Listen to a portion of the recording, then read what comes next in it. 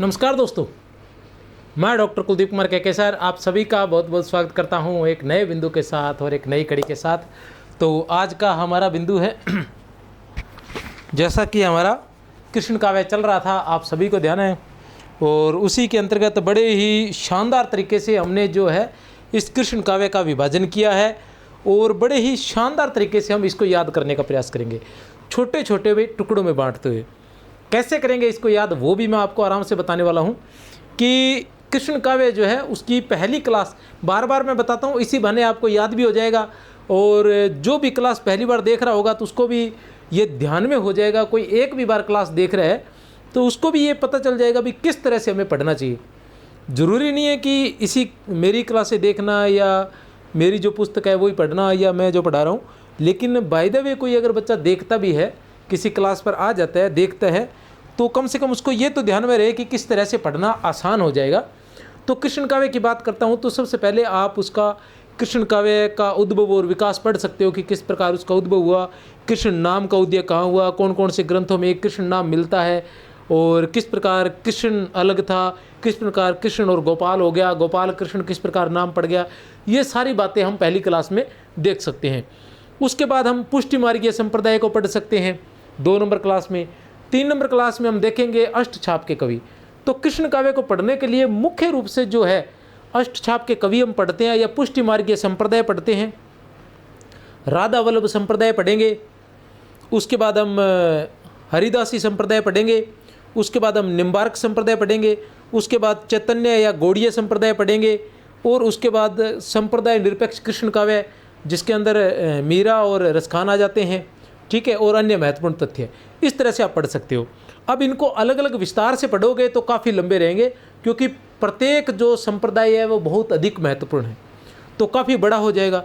तो आपने क्या करना है कि विस्तार से तो पढ़ना ही पढ़ना है, उसके साथ साथ आपने क्या करना होगा कि कृष्ण काव्य को लिखते हुए कृष्ण काव्य का उद्भव एवं विकास, एक ही पेज पर आपने कृष्ण काव्य का उद्भव एवं विकास से संबंधित ऐसी बातें जो आपको स्पेशल लगती हैं, चाहे आप कोई भी किताब पढ़ रहे हैं, वो किताबें उस एक पेज पर लिखिए।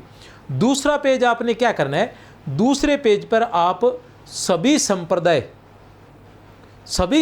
जो है, चाहे पुष्टि मार्गी संप्रदाय है, चाहे वो राधा वल्लभ संप्रदाय है, चाहे वो हरिदासी संप्रदाय है, चाहे वो निम्बार्क संप्रदाय है, चाहे वो चैतन्य या गौड़ीय संप्रदाय है, ठीक है ना, यह संप्रदाय निरपेक्ष कृष्ण काव्य है, इन सभी को एक ही पेज पर लिखते हुए और इनके जो जो इनके भक्त हैं या जो जो इनके प्रवर्तक है वो उस तरह से उनके सभी के नाम लिख लीजिए। अब आपने क्या करना है कि जैसे ही पुष्टि मार्गी संप्रदाय लिखोगे तो पुष्टि मार्गी संप्रदाय में लिखोगे प्रवर्तक, अब वल्लभाचार्य जी लिखोगे, फिर आप विठलनाथ जी लिखोगे, तो वल्लभाचार्य जी लिखोगे तो उसके आगे लिखोगे पुष्टि मार्गीय संप्रदाय के प्रवर्तक, विठलनाथ जी लिखोगे तो उनके आगे लिखोगे अष्टछाप के कवि, उनके नीचे लिखोगे अष्टछाप के कवि वो कौन कौन से हैं, उन अष्टछाप के कवियों को लिखिए, फिर उनके आगे उनकी जो विशेषता है वो लिख लीजिए। तो एक ही पेज पर या ज़्यादा से ज़्यादा 2 पेज पर ये सभी के सभी संप्रदाय आपको आ जाएंगे, ठीक है ना, और उनकी जो खास बातें हैं वो छोटी छोटी करके लिख लीजिए। इस तरह से 3 या 4 पेजों पर पूरा कृष्ण काव्य आप लिख सकते हैं, जो आपको एट ए टाइम या रिवाइज करने के लिए बहुत अधिक काम आने वाला है। और इस तरह से प्रत्येक बिंदु को आप तैयार कर सकते हो। तो देखते हैं, ये पुस्तक अपनी हिंदी संकुल मार्गदर्शन से 7200 वस्तुनिष्ठ प्रश्नों का विशालतम संग्रह। अब क्या है कि पुस्तक वाले भी क्या करते हैं, बच्चों के मेरे पास फ़ोन आते रहते हैं, मेरे पास मैसेज आते हैं कि सर ये पुस्तक कितने की है, ये पुस्तक कितने की है। तो ऐसा है कि पुस्तक का जो प्राइस है ना वो अलग अलग जगह अलग अलग होता है। बड़े शहरों में वो कम रेट पर भी बेच देते हैं क्योंकि उनकी ज़्यादा होती है किताबें सेल, और अमेजोन वगैरह पर, ये जो फ्लिपकार्ट वगैरह, हर जगह जैसे ही आप गूगल पर सर्च मारेंगे, गूगल पर संकुल मार्गदर्शन लिखकर या संकुल या 7200 वस्तुनिष्ठ प्रश्न कुछ भी लिख लो, इनमें से इतना सब कुछ लिखा हुआ है, चाहे के सर लिख लो, गूगल पर कुछ भी सर्च मारोगे तो ये बुक्स जो जितनी भी अपनी बुक्स है वो आ जाएंगी। उसके बाद उनके बारे में आ जाएगा कि ये फ्लिपकार्ट पर है वो इतने की मिल रही है, ये अमेजोन पर इतने की मिल रही है, इस बुक डिपो पर इतने की मिल रही है, उस बुक डिपो पर इतने की मिल रही है। इस तरह से अलग अलग बहुत सारे दुकानों वगैरह के आ जाएंगे, तो सब पर अलग अलग प्राइस होता है, वो अपने हिसाब से आप यहाँ सर्च मार के देख सकते हैं, और जहाँ आप रह रहे हैं वहाँ जो पास की शॉप है बुक शॉप, वहाँ जाके आप पता कर सकते हैं। तो ऐसी कोई बड़ी बात नहीं है इसके लिए कि आप मुझे मैसेज करो, लेकिन फिर भी कोशिश करता हूँ कि आपके प्रश्नों के जवाब दूँ। आज हम हरिदासी सखी या फिर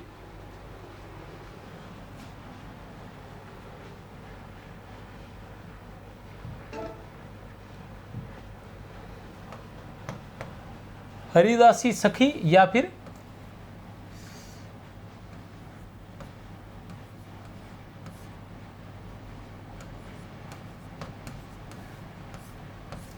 संप्रदाय, हरिदासी सखी या फिर इस संप्रदाय का हम ध्यान करने वाले हैं कि कौन सा है।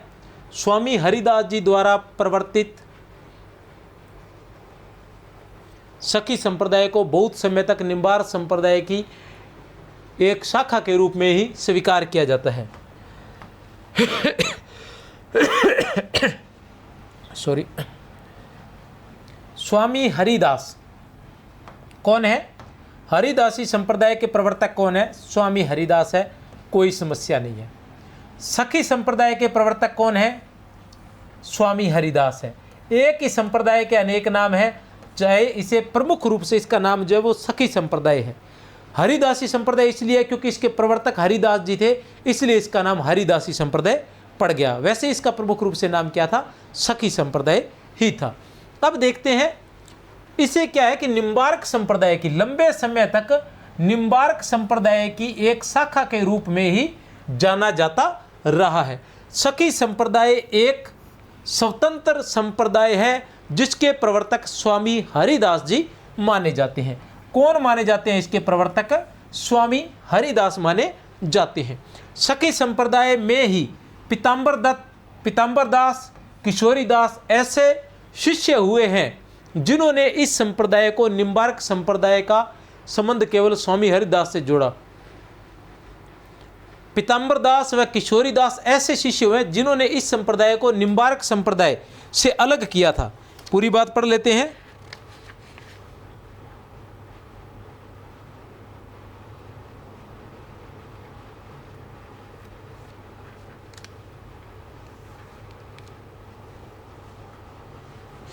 सॉरी, ये क्या है यहाँ ना, ये कट गया है थोड़ा सा, तो इसके बारे में मैं आपको बता दूं, मैं लिख देता हूँ थोड़ा सा कि जो हरिदासी संप्रदाय है, हरिदासी संप्रदाय को, ठीक है ना, निम्बार्क संप्रदाय में, किसको? हरिदासी संप्रदाय को निम्बार्क संप्रदाय में, हरिदासी संप्रदाय को निम्बार्क संप्रदाय में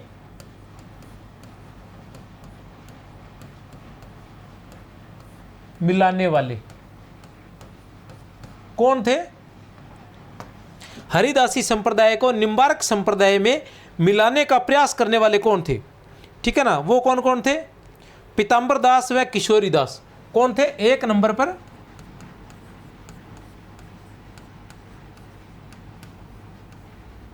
पीताम्बर दास और दूसरे हैं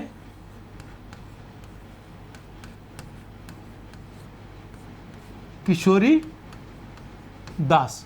पीताम्बर दास और किशोरी दास हरिदासी संप्रदाय को निम्बार्क संप्रदाय में मिलाने का प्रयास करने वाले कौन थे? पीताम्बर दास और किशोरी दास। अब इस संप्रदाय को निम्बार्क संप्रदाय से, ठीक है ना, इस संप्रदाय को निम्बार्क या सिर्फ हरिदासी संप्रदाय,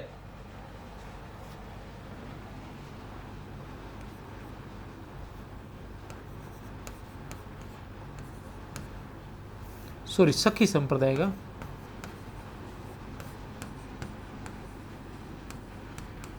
सखी संप्रदाय या हरिदासी संप्रदाय का संबंध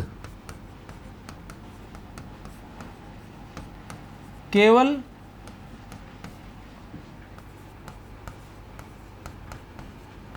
हरिदास से बताने वाले या मानने वाले कौन थे? मतलब बिहारीनदास, नागरीदास और सरसदास।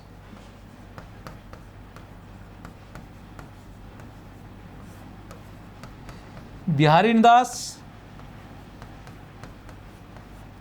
नागरीदास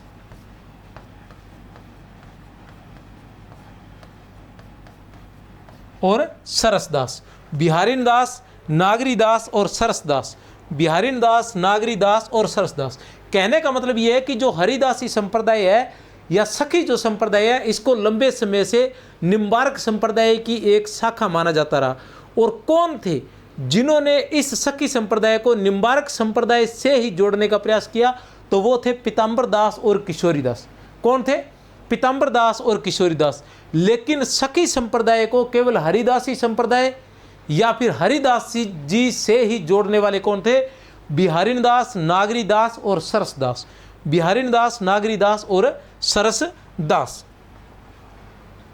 आगे बात करते हैं।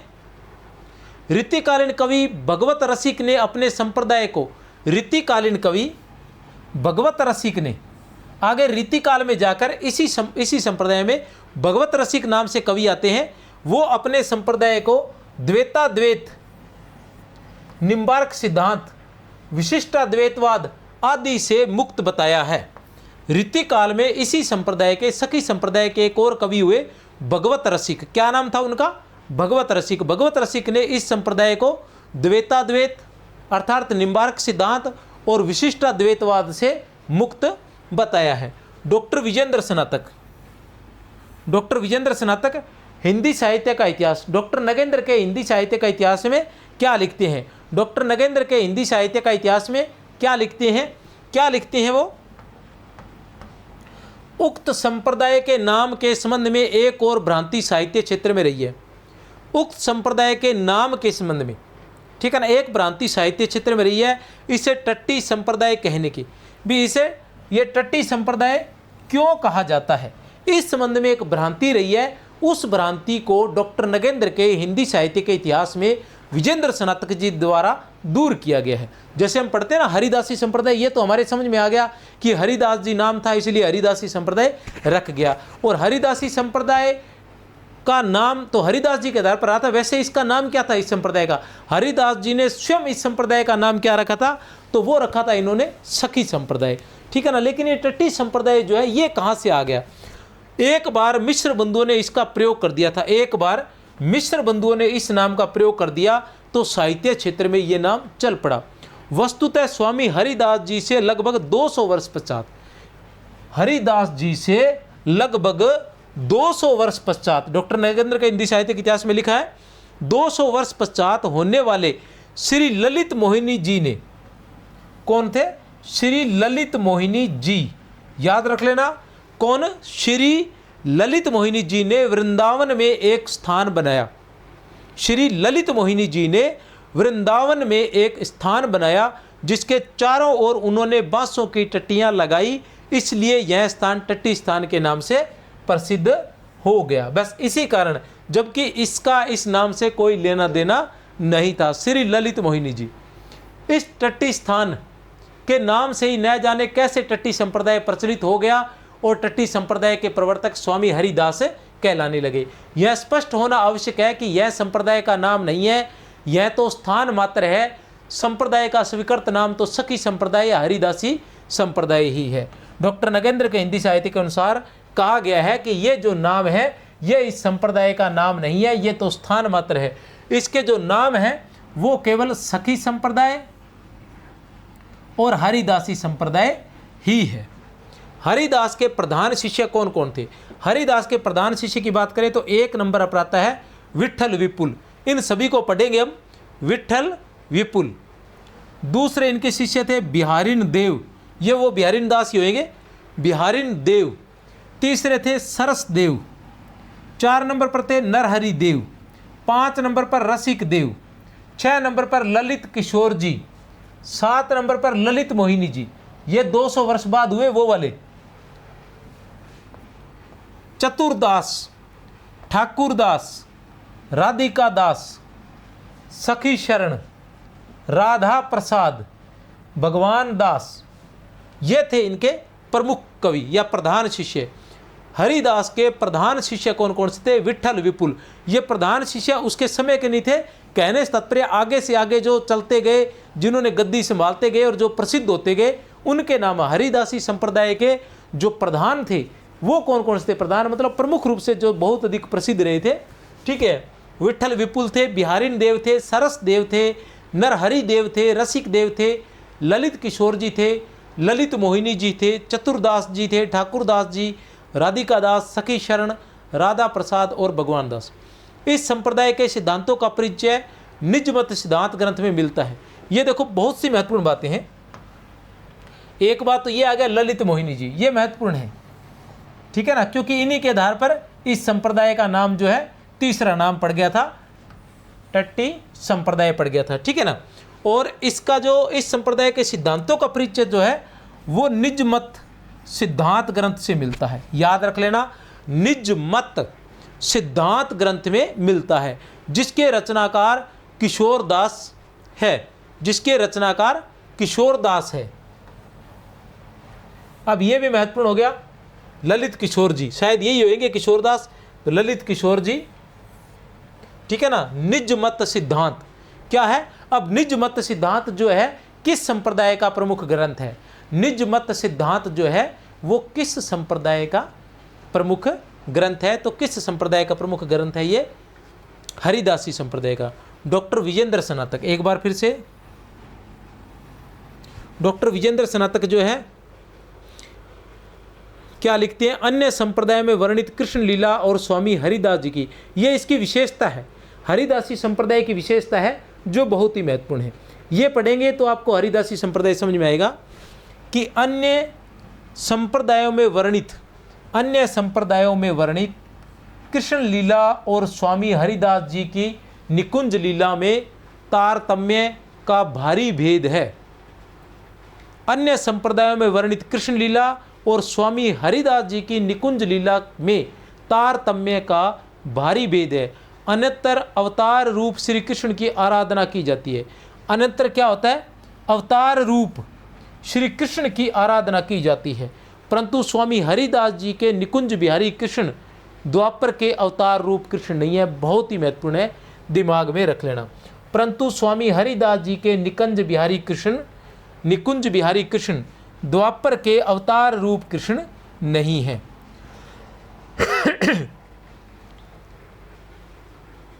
स्वामी हरिदास जी के निकुंज बिहारी कृष्ण द्वापर के अवतार रूप कृष्ण नहीं है। स्वामी जी की राधा वृषभानु कुमारी नहीं है। स्वामी जी की राधा जो है वो वृषभानु कुमारी नहीं है। ये दोनों बातें महत्वपूर्ण हैं। संपूर्ण कृष्ण काव्य में ऐसा कहीं भी नहीं होता है, लेकिन हरिदासी संप्रदाय के कृष्ण काव्य में ऐसा होता है। क्या होता है? जैसे विशेषता है ना कि राधा वल्लभ संप्रदाय में क्या होता है कि राधा की मूर्ति नहीं होती है, ठीक है ना, राधा की मूर्ति नहीं होती है। कृष्ण की मूर्ति के पार्श्व में, ठीक है ना, एक गद्दी बनाई जाती है, उस पर स्वर्ण पत्र पर श्री राधा लिखकर उस गद्दी पर बैठाया जाता है और उसकी पूजा की जाती है और उसी को गद्दी सेवा भी कहते हैं। राधा वल्लभ संप्रदाय में प्रमुख रूप से राधा की ही आराधना होती है, प्रमुख रूप से राधा की ही आराधना होती है, राधा वल्लभ संप्रदाय। उसी तरह से इस संप्रदाय की भी विशेषता है, जैसे उसमें कृष्ण का इतना महत्व नहीं है, प्रमुख रूप से किसका महत्व है? राधा का ही महत्व है, प्रेम का ही महत्व है। उसी प्रकार इसमें भी क्या है? इसमें भी निकुंज लीला का ही महत्व है। हरिदास जी के जो श्री कृष्ण है वो क्या बोलते हैं? द्वापर के अवतार श्री कृष्ण नहीं है। उनकी जो राधा है वो वृषभानु कुमारी राधा नहीं है। उनकी लीला का ब्रज गाय गवाल गोपी आदि से कोई संबंध नहीं है। जो हरिदास जी की जो लीला होती है, हरिदास जी जो श्री कृष्ण की लीला का वर्णन करते हैं, उसमें ब्रज गाय गवाल गोपी आदि से कोई संबंध नहीं है। बहुत ही महत्वपूर्ण है। ऐसा कभी नहीं होता कि इससे महत्व संबंध ना हो, ब्रज गाय गवाल गोपी, लेकिन हरिदासी संप्रदाय का नहीं है। ब्रज की लीला निमित्त की लीला है, क्योंकि अवतार किसी न किसी निमित्त से ही होता है। अवतार काल में श्री कृष्ण के अनेक कर्तव्य कर्म भी रहे हैं। माता यशोदा का वात्सल्य वे कैसे दूर कर सकते हैं, ग्वालों की मैत्री कैसे छोड़ सकते हैं, और भी अनेक लोक चरित्र हैं, इसलिए उनके नित्य विहार में बाधा पड़ती है। स्वामी हरिदास के उपास्य तो प्रेम के मूल स्वरूप नित्य निकुंज बिहारी है। स्वामी हरिदास के उपास्य तो प्रेम के मूल स्वरूप नित्य निकुंज बिहारी है। प्रेम के मूल स्वरूप, ये प्रेम का महत्व राधा वल्लभ संप्रदाय में भी है, जिनको सृष्टि निर्माण आदि से कोई मतलब नहीं है। स्वामी हरिदास जी के जो श्री कृष्ण हैं उनको सृष्टि निर्माण आदि से कोई मतलब नहीं है। वह कार्य तो उनकी पद नक्षटा के अंश ज्योति रूप नारायण करते रहते हैं। यह कार्य तो उनकी पद नक्षटा के अंश ज्योति रूप नारायण करते रहते हैं। वृंदावन की नित्य लीला सदा एक रस और अखंड रहने वाली है। वृंदावन की नित्य लीला सदा एक रस और अखंड रहने वाली है। उस रास लीला में नारायण का प्रवेश भी नहीं है। उस रास लीला में, यहाँ सिर्फ रास लीला का वर्णन होता है। हरिदासी संप्रदाय में रास लीला का वर्णन होता है और उसमें जो नारायण है उनका कहीं प्रवेश नहीं है। जो इस सृष्टि का निर्माण करते हैं उनका इस लीला में कोई प्रवेश नहीं है। देव पितर की तो कौन कहे, ब्रज के राधा कृष्ण भी उस रस को ललचाते रहते हैं। देव पितर की तो कौन कहे, ब्रज के राधा कृष्ण भी उस रस को ललचाते रहते हैं। किसके बारे में कहा गया है? ये हरिदासी संप्रदाय के बारे में कहा गया है। हरिदासी संप्रदाय में जो प्रेम का महत्व बताया गया है उसके बारे में बताया गया है। निकुंज लीला के बारे में बताया गया है, उसके बारे में बताया गया है। स्वामी हरिदास जी, स्वामी हरिदास जी की बात करते हैं हम। जन्म 1478 ईस्वी में, निधन 1573 ईस्वी में। 1478 में सूरदास जी का जन्म भी 1478 में ही हुआ था, आपको पता होगा। सूरदास जी का जन्म भी कब हुआ था? 1478 ईस्वी में हुआ था। गुरु आस धीर, गुरु कौन है इनके? आस धीर इनके गुरु है। प्रमुख रचनाएं सिद्धांत के पद और केलीमाल। सिद्धांत के पद और केलीमाल आचार्य रामचंद्र शुक्ल के अनुसार इनकी रचनाएं ये है। ये रचनाएं जो है ये डॉक्टर नगेंद्र के हिंदी साहित्य के अनुसार है, विजेंद्र स्नातक के अनुसार है, ठीक है ना। सिद्धांत के पद और केलीमाल आचार्य रामचंद्र शुक्ल के अनुसार इनकी रचनाएं हरिदास जी को ग्रंथ, स्वामी हरिदास के पद, हरिदास जी की बानी, ये है। हरिदास जी को ग्रंथ, स्वामी हरिदास के पद,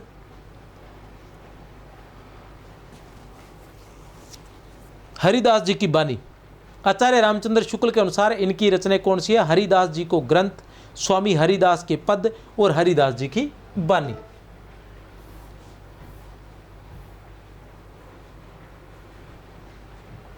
अब सिद्धांत के पद जो है, क्या है सिद्धांत के पद? किसकी रचना है सिद्धांत के पद? हरिदास जी की रचना। किसकी है सिद्धांत के पद रचना? हरिदास जी की रचना है। पद ग्रंथ में भक्ति के साधारण सिद्धांतों का कथन किया है। अब सिद्धांत के पद है तो क्या होगा?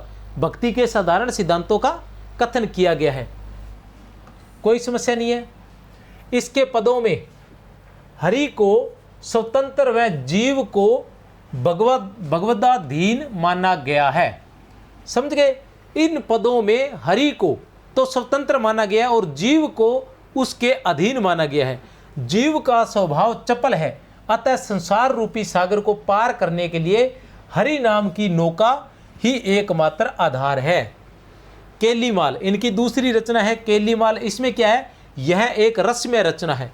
यह एक रसमय रचना है।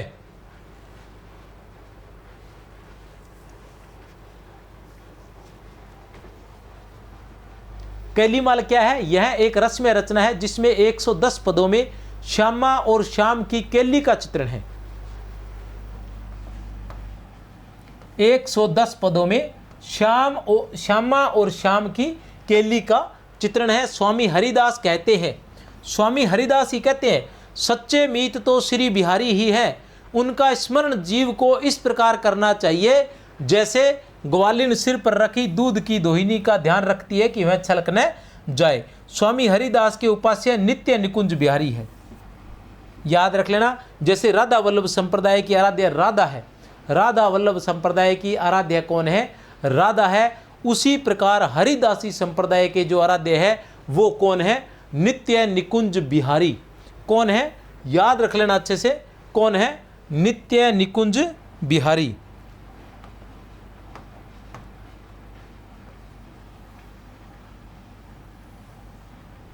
नित्य निकुंज बिहारी। भाषा जो इनकी है तद्भव प्रधान, बोलचाल के निकट ब्रज भाषा है, तद्भव प्रधान है, याद रख लेना। हरिदास जी की जो भाषा है वो तद्भव प्रधान है, ब्रज भाषा है। उनकी भाषा में अरबी, फारसी व पंजाबी शब्दों का प्रयोग उनके पंचनदवासी पंजाब होना सिद्ध करता है। पंचनदवासी भी वो पंजाब के रहने वाले थे हरिदास जी। किस आधार पर, कि अरबी, फारसी व पंजाबी शब्दों का प्रयोग इन्होंने किया है। हरिदास जी ने अपनी रचना में पंजाबी और फारसी शब्दों का, अरबी फारसी शब्दों का प्रयोग किया है। सखी संप्रदाय के प्रवर्तक है। अचानक दीपक से जल जाने के कारण पत्नी का देहांत होने पर, हरिदास जी के साथ क्या हुआ था, जो घटना हुई थी वो बताता हूँ। अचानक दीपक से जल जाने के कारण पत्नी का देहांत होने पर विरत होकर वृंदावन चले आए।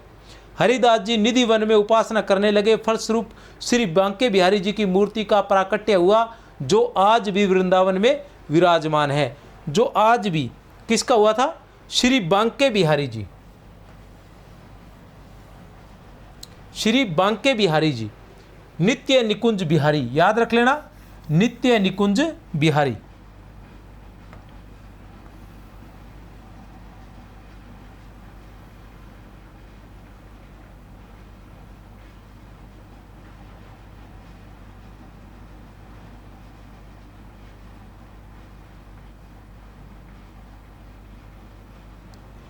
नित्य निकुंज बिहारी, ये क्या है, स्वामी हरिदास जी के उपास्य आराध्य है। और श्री बांके बिहारी जी, इनकी मूर्ति कहाँ स्थापित की गई थी, वृंदावन में। श्री बांके बिहारी जी, इनकी मूर्ति कहाँ स्थापित की थी, वृंदावन में। क्या कहते हैं ये, कि अचानक दीपक से जल जाने के कारण पत्नी का देहांत होने पर विरत होकर वृंदावन चले आए। हरिदास जी निधि वन में उपासना करने लगे। फलस्वरूप श्री बांके बिहारी की मूर्ति का प्राकट्य हुआ, जो आज भी वृंदावन में विराजमान है। अब बांके बिहारी मूर्ति इसी तरह से श्री राधा वल्लभ संप्रदाय में भी हुआ, कि वो पहले निम्बारक संप्रदाय से थे, माधव संप्रदाय से थे। बाद में उन्हें क्या हुआ, कि स्वयं राधा जी ने प्रकट होकर उनको कहा था, आदेश दिया था कि तुम स्वयं जाकर अपना संप्रदाय स्थापित करो, ठीक है ना। तब वो वृंदावन में जाकर रास्ते में उन्हें एक भक्त मिले थे, जिन्होंने उनको श्री कृष्ण की मूर्ति दी थी, और वहीं जाकर उन्होंने वहाँ वृंदावन में स्थापित की थी। तो इस तरह से ये एक जैसी ही कहानी है लगभग। स्वामी हरिदास महान संगीतज्ञ थे। स्वामी हरिदास जो है महान संगीतज्ञ थे। स्वामी हरिदास महान संगीतज्ञ थे। तानसेन भी इनको गुरु के समान मानते थे। वैसे और कौन थे, गोविंद स्वामी भी थे। गोविंद स्वामी के पास भी, अष्टछाप के कवि जो गोविंद स्वामी थे, उनके पास भी तानसेन जो है, ऐसा कहा जाता है कि तानसेन संगीत सीखने आया करते थे। और कुंभन दास जो अष्टछाप के कवि थे, उनको स्वयं अकबर ने अपने पास बुलाया था। ये सारी कहानियां हैं, आपको ध्यान ही है। कुंभन दास को बुलाया था कि भक्तन को का सीकरी सो काम, कुंभन दास को बुलाया था तो उन्होंने ये पद गाकर सुनाया था कि भक्तन को का सीकरी सो काम, आवत जावत पनैया टूटी, बिसरी गयो हरि नाम, जाको मुख देखे दुख लागे, ताको दूरी करो प्रणाम। ये अकबर को उन्होंने सुनाया था। और भविष्य में अकबर ने जब कहा इनाम मांगिए, क्या इनाम चाहिए, तब उन्होंने कहा था कि मुझे कोई इनाम नहीं चाहिए, और इनाम मुझे यही चाहिए कि भविष्य में मुझे यहाँ मत बुलाना, ठीक है। ये इनकी कुंभन दास जी का प्रसंग था। ये प्रसंग की बात आई है, यहाँ किसका प्रसंग आया, हरिदास जी का प्रसंग आया है। हरिदास जी का प्रसंग आया तो मैं आपको प्रसंग सुना देता हूँ। हरिदासी संप्रदाय के 2 प्रसंग आ चुके हैं अभी तक। कौन कौन से प्रसंग आए हैं हरिदासी संप्रदाय के, वो प्रसंग है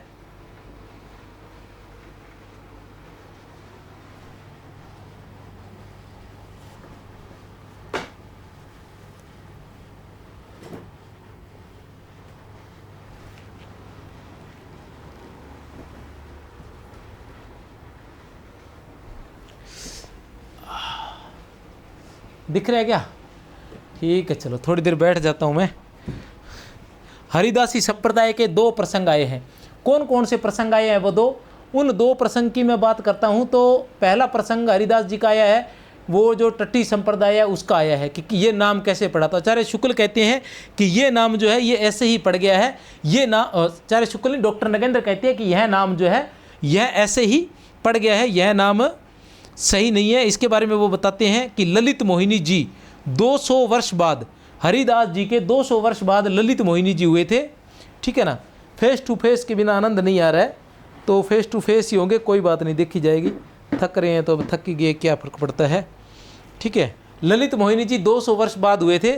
और उन्होंने क्या है कि मतलब जहाँ वो रह रहे थे वहाँ जो टट्टी जिसको बोलते हैं उसकी एक दीवार बनाई थी, इसलिए उसको उस संप्रदाय का नाम टट्टी संप्रदाय पड़ गया था। ये कहानी थी। दूसरी कहानी हरिदास जी की है कि वो वृंदावन जा रहे थे तो रास्ते में उन्हें श्री बांके बिहारी जी की मूर्ति का प्रकट हुआ, और आज भी वो वृंदावन में बांके बिहारी जी की मूर्ति प्रकट हुई थी, आज भी वहाँ वो विराजमान है। ये दो कहानी आई थी। ठीक है ना। इसी तरह से कुंभनदास जी की भी कहानी है। कुंभनदास जी की क्या कहानी है? एक कहानी तो ये है कि उनको अकबर ने बुलाया था, अष्टछाप के कवि कुंभनदास की कहानी। एक कहानी तो ये है कि उनको किसने बुलाया था? अकबर ने बुलाया था, ये कहानी मैं बता चुका हूँ। दूसरी कहानी ये है कि विठलनाथ जी एक बार यात्रा पर जा रहे थे तो कुंभनदास जी को साथ लेके गए, लेकिन वो ये जो श्रीनाथ जी है, श्रीनाथ जी के अष्टभैर की पूजा करते थे, तो श्रीनाथ जी जो है उनका वियोग सहन नहीं कर पाए और वापस लौट आए थे। ये दो कहानियाँ कुंभनदास जी की थी। अष्टछाप के कवियों में एक कहानी आती है उनकी, क्या बोलते हैं उनकी, कृष्णदास की। कृष्णदास की कहानी है कि वो किसके नाम से, अधिकारी के नाम से जाने जाते थे, और जिस कुएं का निर्माण करवा रहे थे उसी कुएं में गिरकर उन्होंने उसी कुएं में गिरने से उनकी मृत्यु हो गई थी। एक कहानी। उन्हीं कृष्णदास की दूसरी कहानी है कि एक वेश्या जो है बड़े सुरीले कंठ से गान किया करती थी, और उसको वो श्रीनाथ जी के मंदिर में ले आए थे, और जहाँ वो गान किया करती थी। आगरा की यात्रा पे गए थे, आगरा से लेकर आए थे उस वेश्या को। ठीक है, ये श्री कृष्णदास जी की कहानी थी। फिर आती है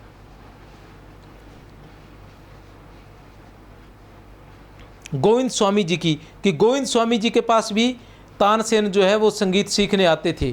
ठीक है ना, ऐसा आता है गोविंद स्वामी जी के बारे में। कुंभनदास जी, फिर सूरदास जी, सूरदास जी के बाद आते हैं हमारे पास परमानंद दास जी, फिर कृष्णदास जी, फिर गोविंद स्वामी, फिर छीत स्वामी।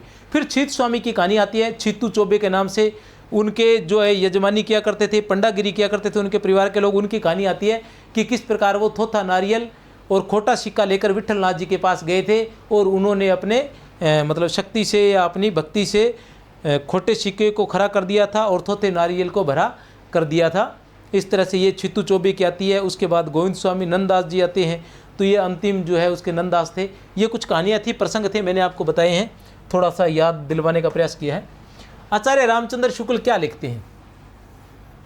यह प्रसिद्ध है कि बादशाह साधु के वेश में तानसेन के साथ इनका गान सुनने के लिए गया था। यह प्रसिद्ध है। आचार्य शुक्ल ने भी कहा है, डॉक्टर नगेंद्र भी ऐसी बात कहते हैं, तो प्रसिद्ध है वास्तव में कि बादशाह साधु के वेश में तानसेन के साथ इनका गाना सुनने के लिए गया था। बादशाह कौन है? बादशाह अकबर। तानसेन इनके सामने कुछ गाने लगा और जानबूझकर गाने में कुछ गलती कर दी। इस पर स्वामी हरिदास जी ने उसी गाने को शुद्ध करके गाया। इस युक्ति से अकबर को हरिदास का गाना सुनने का सौभाग्य प्राप्त हो गया। अकबर ने बहुत कुछ पूजा चढ़ानी चाहिए, पर स्वामी हरिदास ने ग्रहण नहीं की। बहुत ही महत्वपूर्ण है।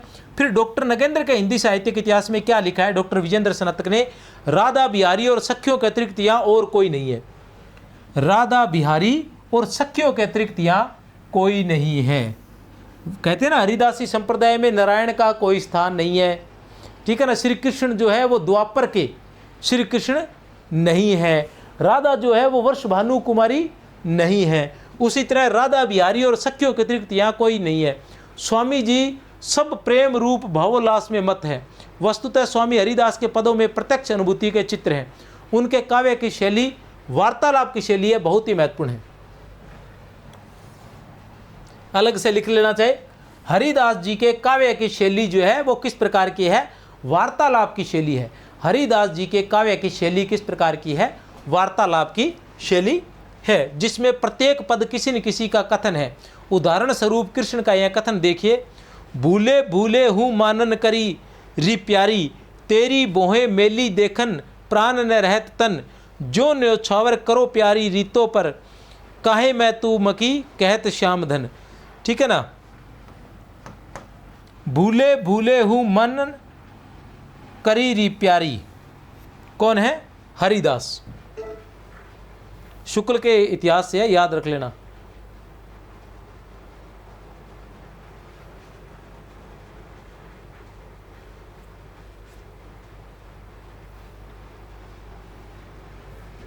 ये कुछ शब्दार्थ है, इसके बारे में देख लेते हैं क्या है। इसमें उन्होंने फिर शाब्दिक त्रुटि कर दी है।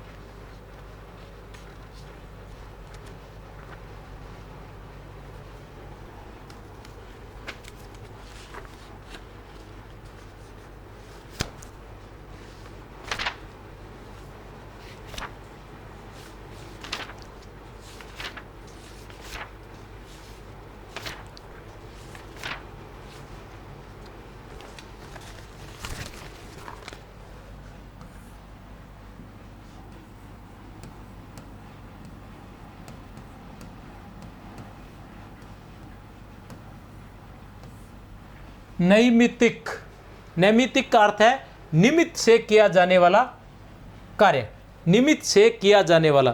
अब निमित्त क्या होता है? कारण या साधनभूत कारण। ठीक है ना, किसी कारण से किया जाने वाला कार्य नैमित्तिक कहा जाता है। नित्य विहार क्या होता है? नित्य विहारी प्रेम सहज रूप से सेवक सेव्य भाव में है। नित्य विहारी प्रेम सहज रूप से सेवक सेव्य भाव में है। तहाँ सेव्य श्री राधिका सेवक मोहनलाल और सहचरी गण सेवा की मूर्ति है। वहाँ तहाँ सेव्य श्री राधिका सेवक मोहन और सहचरी गण सेवा की मूर्ति है। ऐसा कुछ है, ये शब्दार्थ अर्थ है। कितना कठिन है, पर आपको ज़्यादा टेंशन नहीं लेनी है। जगन्नाथ गोस्वामी दूसरे कौन है? जगन्नाथ गोस्वामी है। इनकी रचनाएं कौन सी है? अनन्य सेवा निधि। स्वामी हरिदास के भाई थे। स्वामी हरिदास जी ने श्री बांके बिहारी जी की सेवा पूजा इन्हीं को सौंपी थी। जगन्नाथ गोस्वामी किसके थे? हरिदास जी के। स्वामी हरिदास के भाई थे। स्वामी हरिदास ने श्री बांके बिहारी जी की सेवा पूजा इन्हीं को सौंपी थी। इनकी रचना है अनन्य सेवा निधि। इनकी रचना है अनन्य सेवा निधि, याद रख लेना। 3 नंबर पर हमारे पास आ जाते हैं विठल विपुल। 3 नंबर पर हमारे पास आ जाते हैं विठल विपुल। इनके केवल 40 पद हैं। इनके केवल 40 पद प्राप्त होते हैं। नाभादास ने इन्हें रस सागर की उपाधि दी थी। बहुत ही महत्वपूर्ण है। नाभादास ने रस सागर की उपाधि किसे दी थी? विठल विपुल को। किसे दी थी? विठल विपुल को। स्वामी हरिदास के ममेरे भाई थे। ये भी स्वामी हरिदास के भाई, ममेरे भाई थे।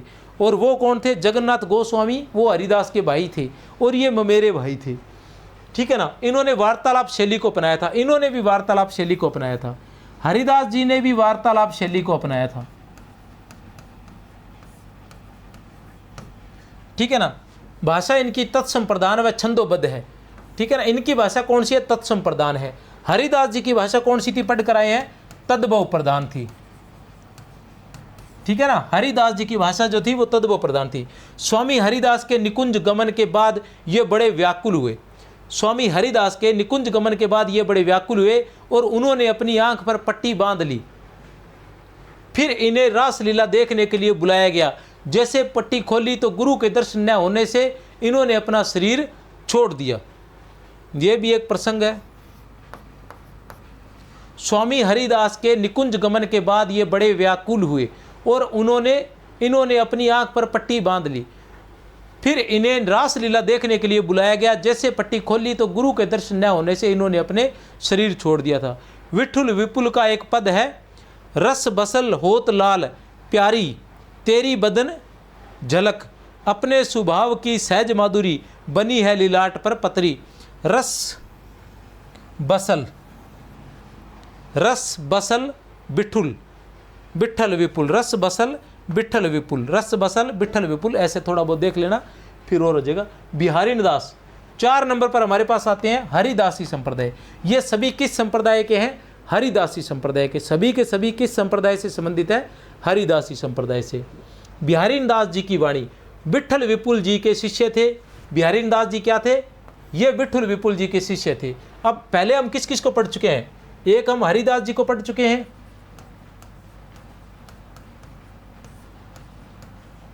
ठीक है ना, स्वामी हरिदास जी। इनके भाई कौन थे? जगन्नाथ गोस्वामी, जगन्नाथ गोस्वामी, ये क्या थे? इनके भाई थे। और इसके बाद फिर ये 1 नंबर पर है, ये 2 नंबर पर है, ये 3 नंबर पर। 3 नंबर पर कौन आए थे? 3 नंबर पर आए थे विठल विपुल, विठल विपुल। ये क्या थे? ये ममेरे भाई थे।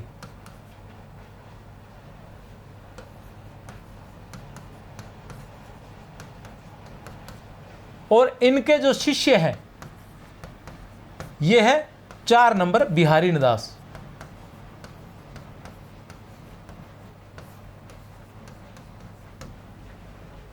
ये गुरुदेव के नाम से प्रसिद्ध थे। किस नाम से प्रसिद्ध थे? गुरुदेव के नाम से प्रसिद्ध थे। इनको बिहारी दास नाम हरिदास जी ने दिया था। इनको बिहारी दास नाम जो है वो किसने दिया था? हरिदास जी ने दिया था। इनके बारे में काफ़ी बातें महत्वपूर्ण हैं, थोड़ा देख लें इसको कि बिहारी दास जी की वाणी, इनकी प्रमुख रचना क्या है? बिहारी दास जी की वाणी। विठल विपुल जी के शिष्य थे, ये गुरुदेव के नाम से प्रसिद्ध थे। इनको बिहारी दास नाम हरिदास जी ने दिया था। ये सखी संप्रदाय के श्रेष्ठ कवि और सिद्धांत व्याख्याता थे। ये सखी संप्रदाय के श्रेष्ठ कवि और सिद्धांत व्याख्याता थे। ये सखी संप्रदाय के श्रेष्ठ कवि और सिद्धांत व्याख्याता थे। इनका गृहस्थ नाम हरिराम था। इनका गृहस्थ नाम क्या था? हरिराम था। बिहारी दास नाम किसने दिया था? हरिदास ने दिया था, स्वामी हरिदास ने। बिहारी दास नाम किसने दिया था? स्वामी हरिदास ने। घर पर इनका नाम क्या था? हरिराम था। इनमें स्वामी हरिदास के समस्त गुण अवतरित हुए थे। मैंने कहा था ना ये बहुत महत्वपूर्ण है। बिहारी दास रस सिद्ध कवि हैं। बिहारी दास का एक पद है, वेदन क्यों सो हम किया, औरन को मत छोरी, कहत बिहारी दास यह अनन्य सभा में डोरी। वेदन क्यों सो हम किया, वेदन ही है क्या?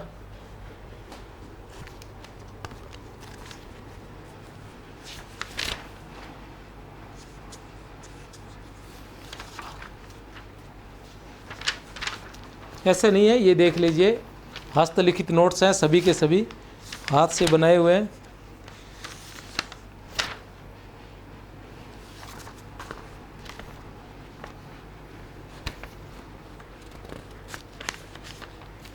वेदन कह्यो, वेदन कह्यो,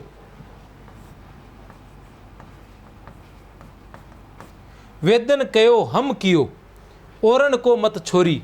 ठीक है ना? वेदन कहो हम कियो, वेदन कहो सो हम कियो। ठीक है ना? जो वेद कहते रहे वो हम करते रहे, लेकिन अब नहीं करेंगे, हम तो बिहारी दास जी को ही याद करेंगे। नागरी दास, नागरी दास बिहारी दास जी के प्रमुख शिष्य थे।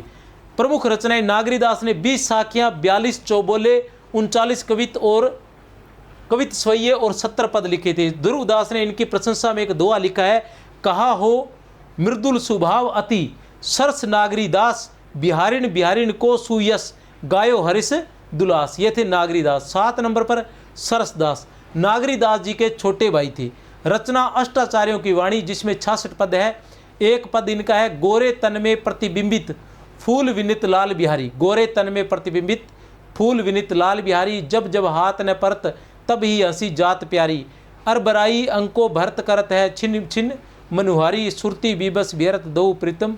बस आप ये पहली पंक्ति याद रख लेना, ज़्यादा मत सोचना। और पहली पंक्ति इसलिए याद रख लेना क्योंकि ये ऐसे नहीं है, या तो आचार्य शुक्ल का हिंदी साहित्य के इतिहास या नगेंद्र से, अधिकतर शुक्ल के इतिहास से हो सकती है। नागरीदास जी के छोटे भाई थे कौन? सरसदास जी। नागरीदास जी के छोटे भाई थे कौन? सरसदास जी।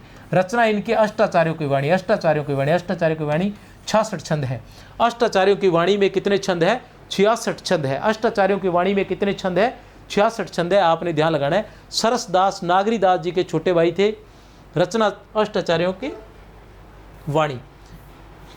और नागरीदास कौन थे? ये बिहारीन दास जी के प्रमुख शिष्य थे। ये थे बिहारीन दास जी के प्रमुख शिष्य थे।